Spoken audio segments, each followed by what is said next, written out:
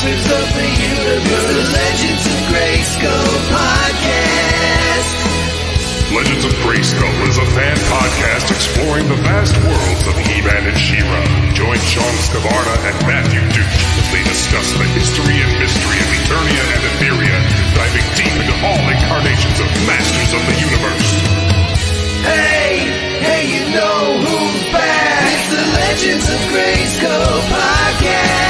Now that you know, let's go. Get ready for the show. It's the Legends of Grayskull podcast. Sit back and enjoy the ride. Right now. Howdy, folks. Welcome to a Mondo review of Teela. I know the song says Scavarna and the Dooch. I see Scavarna. I guess that makes me the Dooch. That is, I think you're falling on the grenade on that one, just because I know how you are about the Dooch. But yes. How you doing, Shawn? Doing all right, Curtis. How are you, sir? Beautiful. I know we've done a couple of these Mondo reviews. And, you know, we're both collectors. We like this line. And we just both recently got the Teela in. So this is one that I was on the fence about. I didn't know if I was going to get this one. You know, space becomes an issue when you're collecting these 12-inch figures. And, you know, obviously Battle Cat takes up a lot of real estate. So you got to start making choices. And I didn't know if this one was going to make the cut. But I kind of felt like, if I was gonna, like, I'm now displaying them in a Billy bookshelf, so you can fit, you know, 3, maybe 4 in one shelf.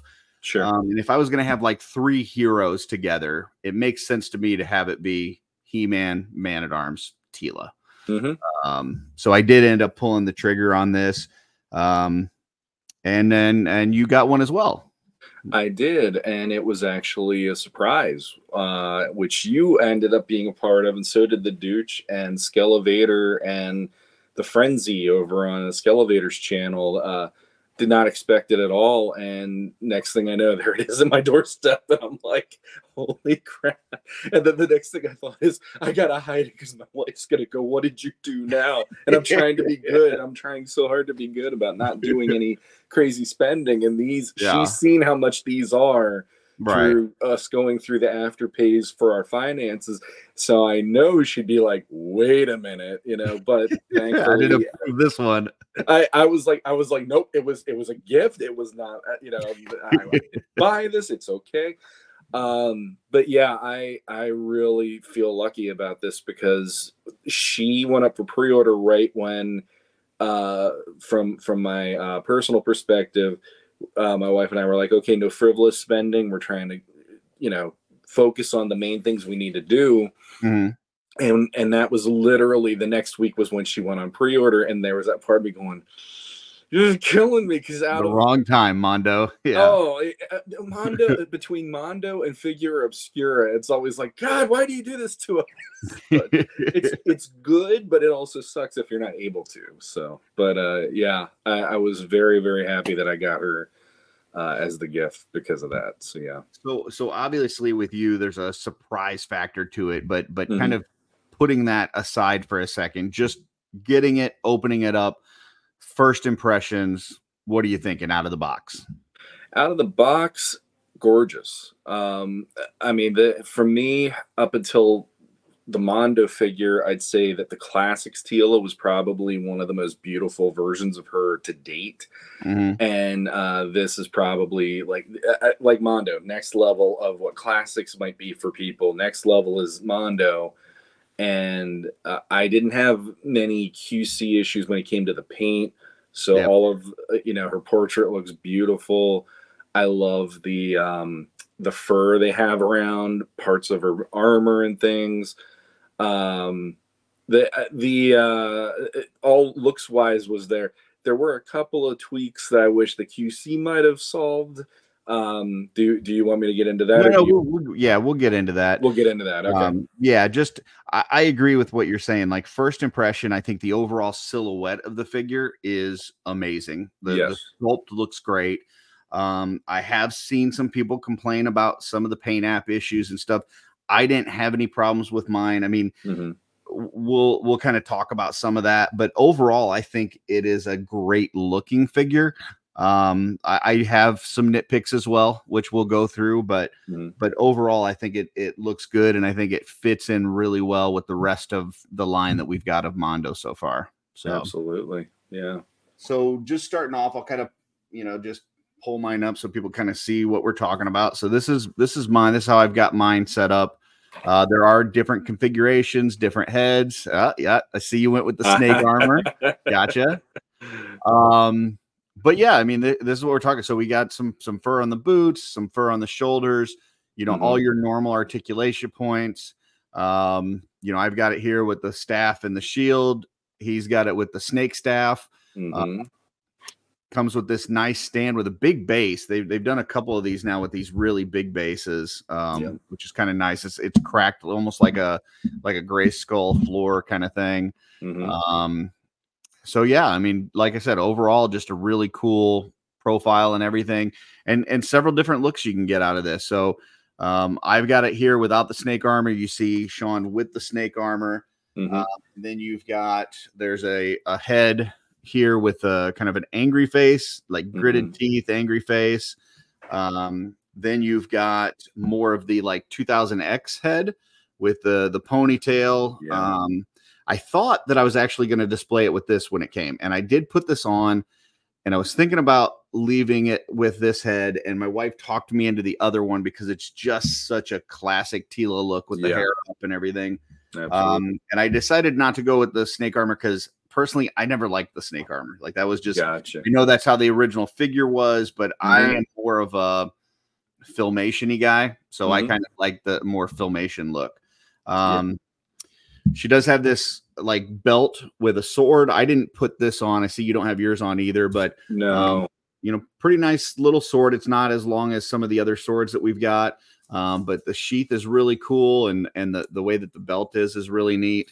I think the only way to get this on, though, I didn't see a way to open this up. So I think the only way to get it on is to pop her apart at the waist. And I've heard some people like on the posts I've been seeing about her, I've seen some people say just warm that up and push it up the legs. Okay.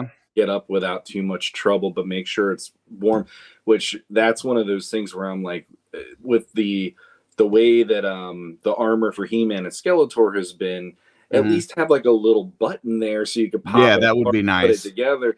That was such a weird thing to notice when I got it out, and I'm like, well, this isn't going on her because I'm just not dealing with that. Yeah. Well, I mean, sometimes those buttons have a hard time staying put, or you even have a hard time putting them in once they're around the figure. So I kind of can see that, but it does make it a little bit difficult. So I get worried with breakage on these figures, so that's one of those. Like, yep. If it's I was like, I started pulling it apart at the waist, and then I was like, you know what? I don't think I'm going to use this anyway, and I'm not going to risk damaging the figure. So so one of the things that I've heard people complain about is like the color of the knees compared to the rest of the leg, and I've seen some that are very different than mine. Like the knee is like really red.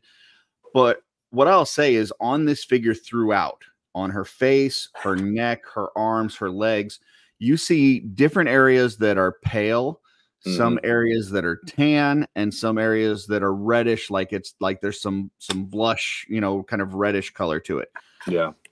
But it feels very natural to me. Like if you look at a normal person, you look at their face, you look at, whatever, there's different areas of your face that have more blood on the surface and this and that, and it's going to look more reddish. So I feel like they did a good job of, making it look realistic, because if they just did one skin tone straight throughout, I don't think it would look real. I think it would look very fake. But I don't know. What are your thoughts as far as the skin tone paint apps? On mine, I feel like it's across the board.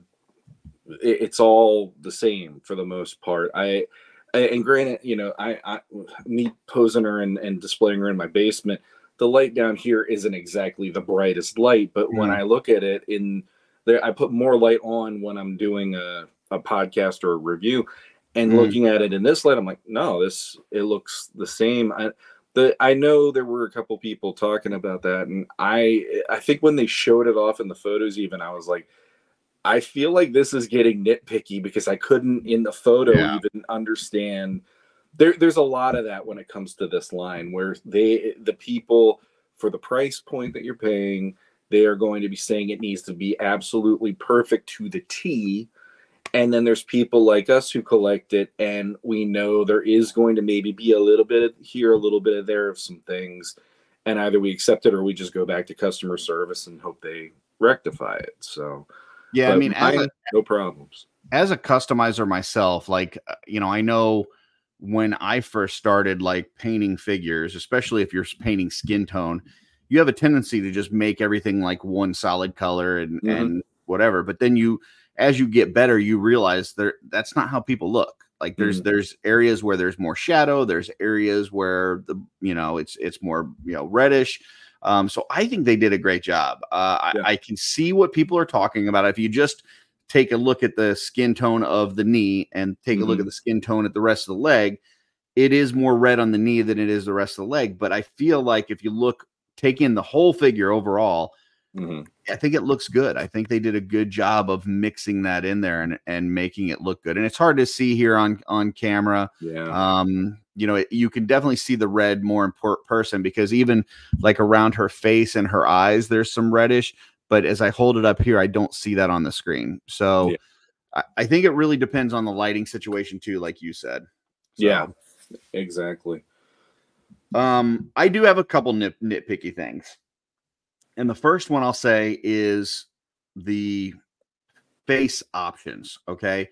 And the reason is because I feel like we should have gotten one closed mouth look, because the box art that they give us this really beautiful box art of the figure, and you can see her mouth is closed on that. Let me try to move my mic out of the way a little bit. So you can see like she's just very stoic and her mouth is closed. And it's a great artwork there. Absolutely. But when you look at the heads, every head has an open mouth. So you've got the 2000X that's smiling real big, really showing off those teeth. You've got the angry face with the gritted teeth and the angry eyebrows. And then you've got the one that I'm using, which is the just kind of open mouth. I don't know what you call that. It's just like a static open mouth. Like, look, I don't know. And I think all three looks are great, but I wish that in one of the three, they would have given us just a closed mouth, like not angry, but just stoic looking kind of Teela face. So once again, that's very nitpicky, but if you're going to give us three heads, I think one of them could have been a closed mouth version, especially if that's the picture you're going to put on the box. So I'll be honest, that didn't even register with me until you brought it up. Because I was like, okay, the one that was on the figure, I was good to go with, because I don't really want her to be looking menacing or angry, and I have my He-Man like that. He's more stoic and stuff. And I looked at the 2000X one, and I'm just like, but it's not that line. For me, like the weird thing about Mondo for me is like it's my way of going back to the original feel of the line for me. And that's why I displayed her the way I displayed her, because I even had her without the snake armor for a bit, and I'm like, no, I kind of want to go old school with this. But it did not even register that none of them had closed mouth. So that shows how much detail oriented I am when it comes to this. But no, it's true, because like you said, the box art is showing her one way.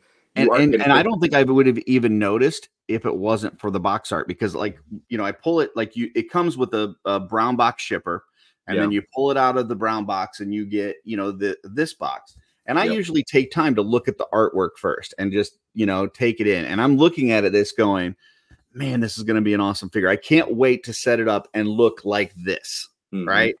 And then you get it out of the box and I'm like, well, where's that head? Like, we didn't get that one. That one doesn't exist. Absolutely. So I would have loved to have this head. And actually looking at this now, I may switch out the staff I've got her with for this one.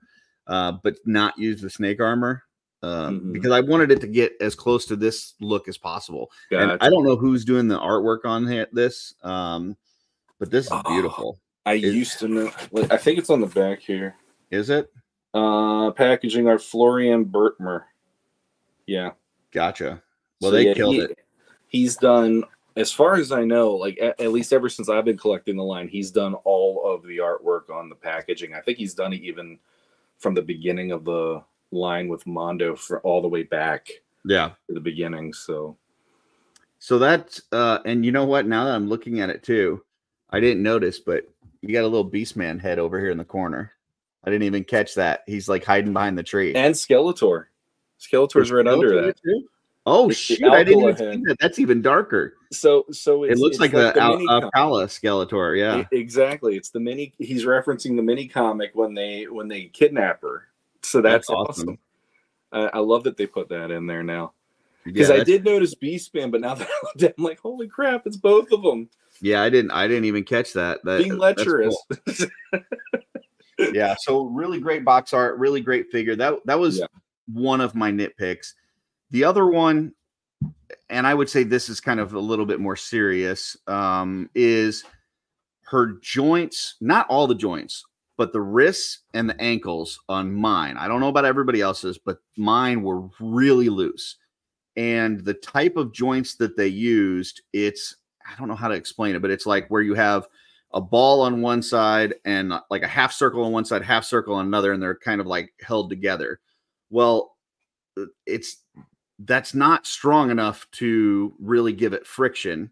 And so they kind of pull apart a little bit when you go to move it, and they just get really loose. So when I pulled her out of the package, like she would not hold her shield. She would not hold her staff.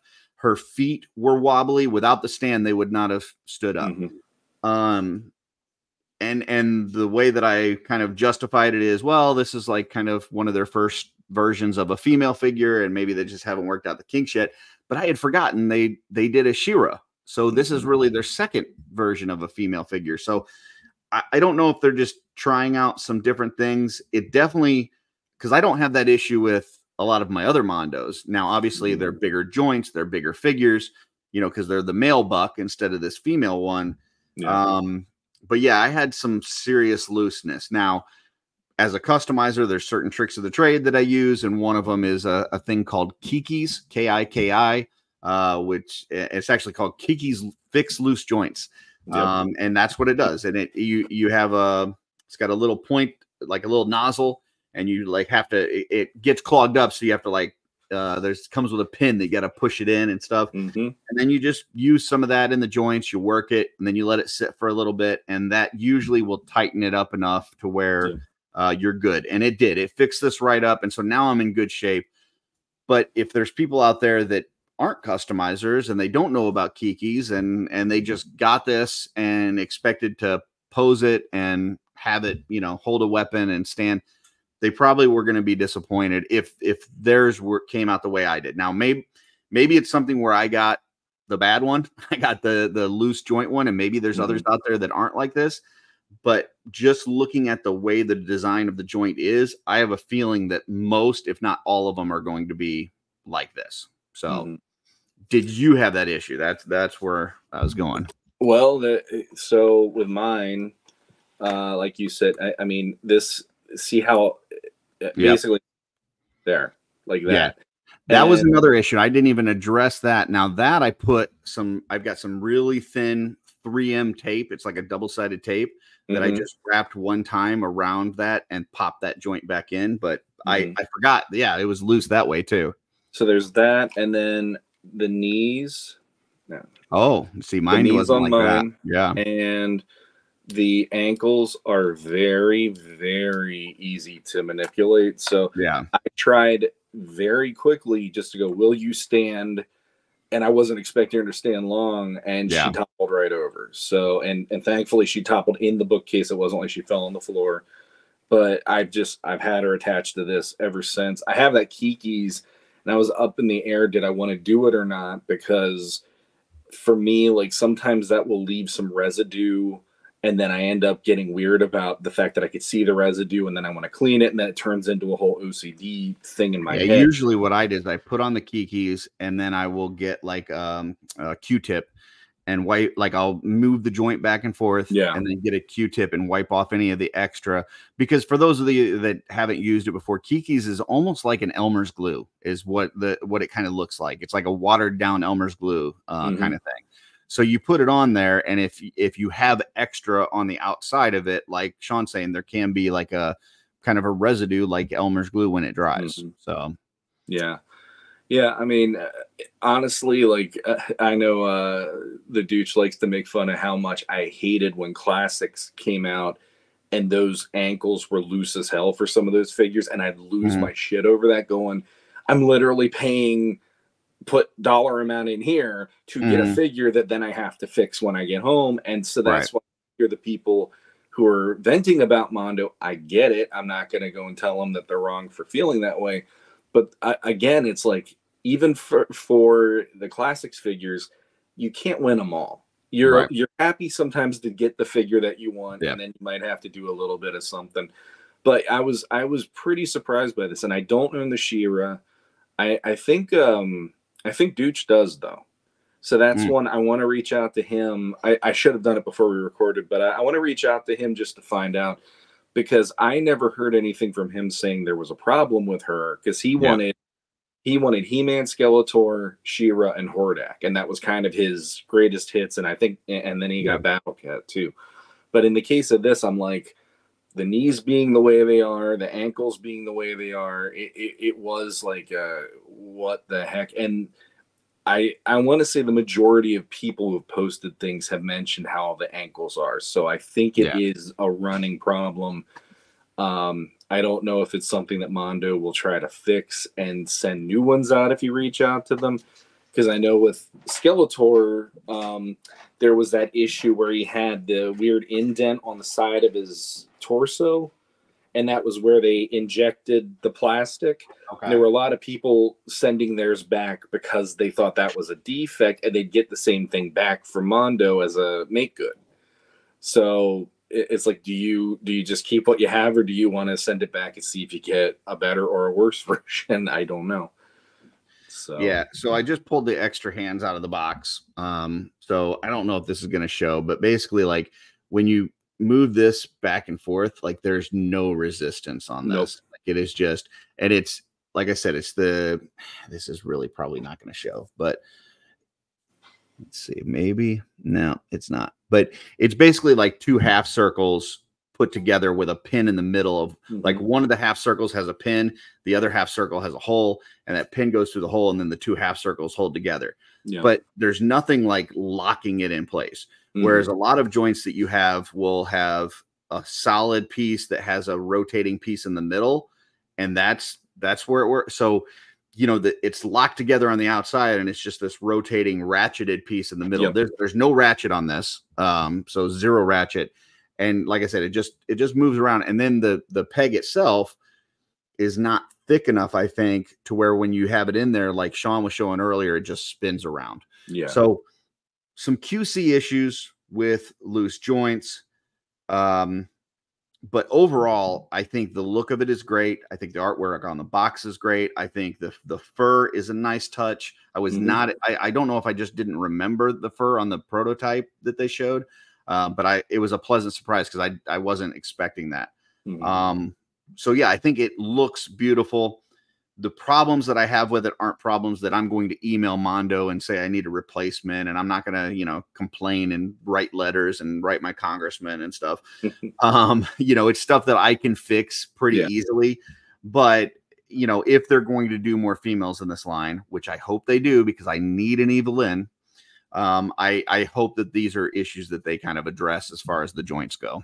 Yeah, and I mean, they did already, for lack of a better term, they did He-Man and Skeletor 1.0, and then came back and did a 2.0. Now, granted, I don't hope they do that with every figure. That's almost ridiculous.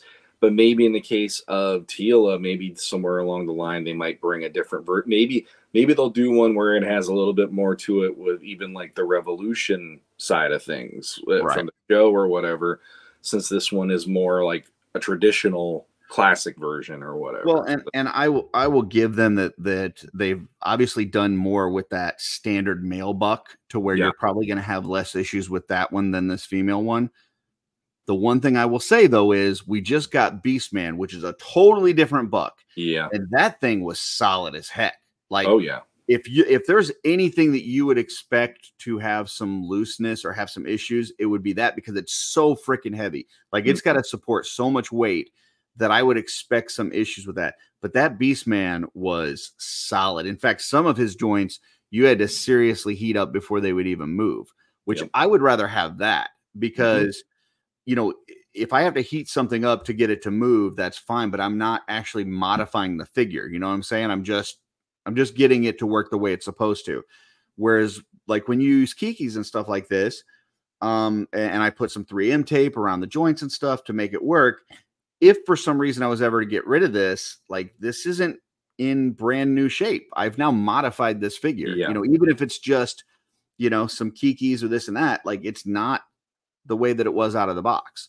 So yeah, I would much rather have tight joints that you have to heat up than loose joints that you have to try to fix. So I'm right there with you, because I mean, the only one so far I have He-Man, Skeletor, Trapjaw, Beastman, and now Teela. And the only one that I had any like QC issues with was He-Man. And it was mostly, I didn't have the problem. You had the one where he at the waist, he broke apart at the waist like other people did. I didn't have that problem, but I had it where it was like Teela, where the knee joints were looser. A little loose. And that freaked me out on can I stand them and will he stay level when I first got him. So then I ended up getting a second one just out of curiosity. And that one was slightly better, but it's funny how he still has a little bit of that give. And then when I see Skeletor and I mess with him, Skeletor's tight as hell on everything. Now, you didn't have the original Skeletor and He-Man that came out, right? I did not, no. Okay. So what I will say is they're early Mondos, the He-Man, the Skeletor, even I want to say maybe some with Merman too. Very loose. I mean, to the point where you cannot get some of those figures to stand without the stand that it comes with. Like when the stands first started coming, it was absolutely necessary. Like if you got the original He-Man, the original Skeletor, I would say that most people probably could not get those to stand without the attached stand that comes with it, because they were that loose. But then you started getting some figures like Trapjaw. Trapjaw is solid, man. Like that guy, like the joints are really good. Then they came out with the deluxe He-Man, the deluxe Skeletor. Once again, the joints were a lot better. Now you had some QC type issues. So every now and then you'd have a one-off. But overall, the joints were a lot better on those than it was on the earlier ones. So I'm kind of hoping that this is the same kind of situation here. Like they've done a few females, because not only have they done the She-Ra and the Teela, but they've also done some females for the X-Men line that they're doing. Like they've kind of worked on some of those so far. So I'm hoping as they go on that the QC issues on this will get less. Because for me, the only two that I really feel like I need to complete my collection are a Triclops and an Evelyn. Like those are the two that if I got that, you know, I pretty much have Skeletor, his evil warriors, the three main good guys, Battle Cat. I'm good to go. What about you? Are there any others that aren't out yet that you're like, I really would like to have one of these in a Mondo version for my collection? Honestly, like what's bugging me is they're talking about that Scareglow, the 2.0 one that's coming out. And that's one that I'll be eyeing that up down the road because I'm still needing to get through what we're getting through here. But he comes with that big side. And there was a guy who years ago when the Classics was bigger, he made that for the Classics figure. And that was a 2000X part of the figure that they made. That he never was a figure in the line. But when you'd see him, he'd have this scythe or the whatever that was that looked monstrous. And when I saw that with him, I'm like, oh, you're killing me here. But the major ones that it's like, if they showed them tomorrow, I'd be in trouble, would probably be Fisto, Ram Man, and Manny Faces. Because those to me are like that's like a trifecta within themselves in a way. And thankfully, they haven't revealed any artwork or any teases for any of those guys right now, so I'm okay. But yeah, out of Skeletor's group, I'm trying to think. I wouldn't mind. I'd actually be curious what they would do with like Web Store. Oh, that's a good one. Would they put the extra arms on them like the 2000X? Because they're willing to do some of that with these figures. Yeah, there's some on that side too that would be hard for me to not do. Yeah. Like Whiplash, Clawful, like, you know, Stink. that would be hard for me to pass up on. But yeah.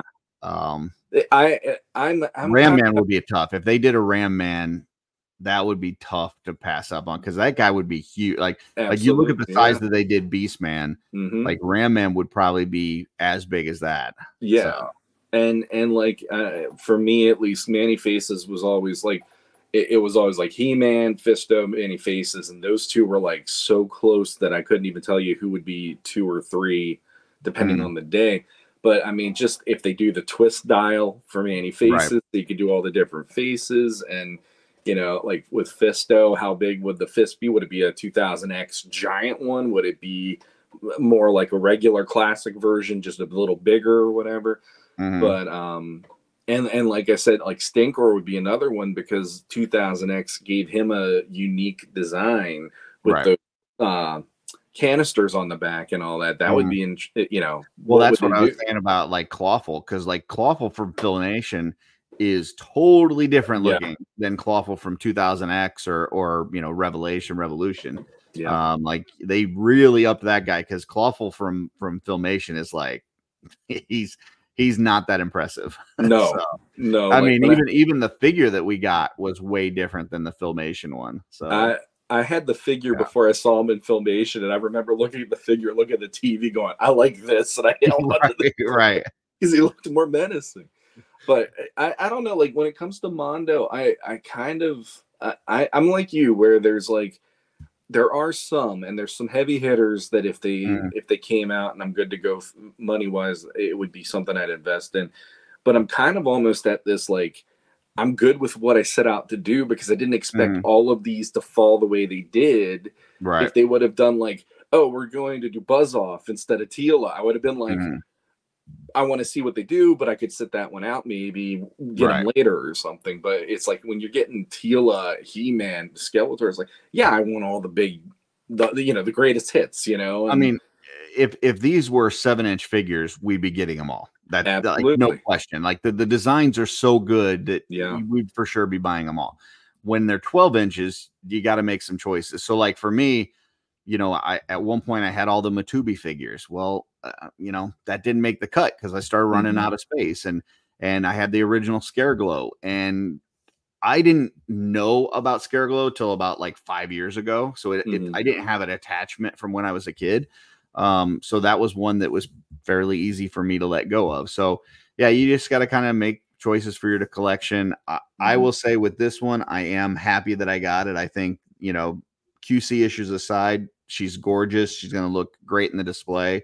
I would say on a scale of 1 to 10, I'd probably give this, I don't think it's quite an 8 for me, but it's not quite I would say 7.5. I think it's somewhere in between 7 and 8. So 7.5 is what I'd give this out of 10. So yeah, I mean, the QC stuff is annoying, I'm not gonna lie, but at the end of the day, like when I compose her like this and stand her next to He-Man and Battle Cat, it's like I'll give her an 8. I mean, that I really wish those ankles were tight. I wish that the hands were tighter.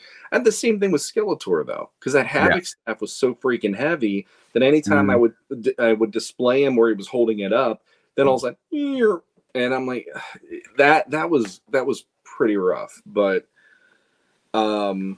yeah, she's beautiful. You're killing me with that snake armor, by the way. Like every time you put it on the screen, I'm like, man, maybe I should use the snake armor. It looks really cool. It's all in what you like. Because like to me, when I was a kid, and it's like Teela was one version, and she was blonde, even right. Like, and then you had the Goddess. And for me, when I saw it, I'm like, I kind of want to go Goddess because I like the He-Man feels like vintage in that way. So I'm just putting them together like how the mini comics introduced. But then I have the Mondo head on Battle Cat, and that throws everything off. So, Yeah. but I like it. It looks good. So. It is a cool one.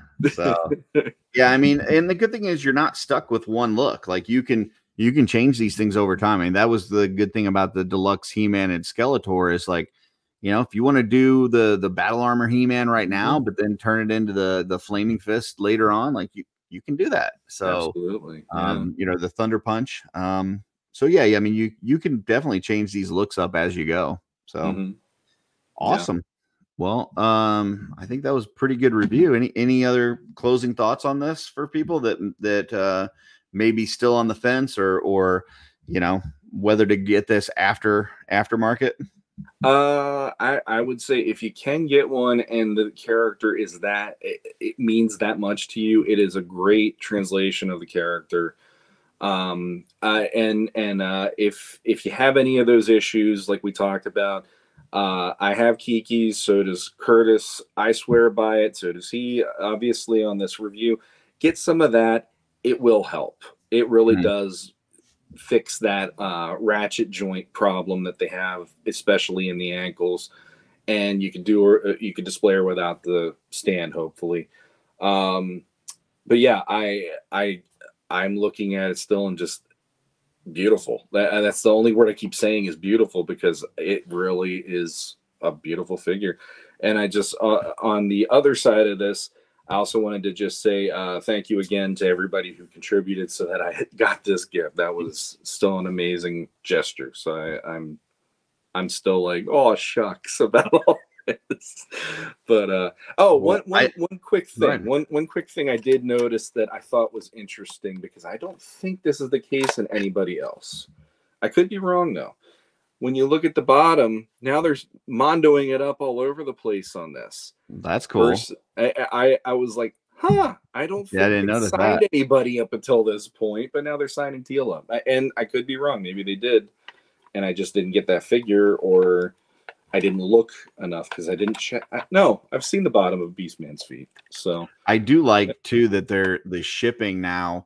It's basically coming directly to you from China, and it seems like it's pretty fast. Like I got the shipping notification that it left China, and it was coming through DHL, and I think within, I don't know, 5-6 days I had her here.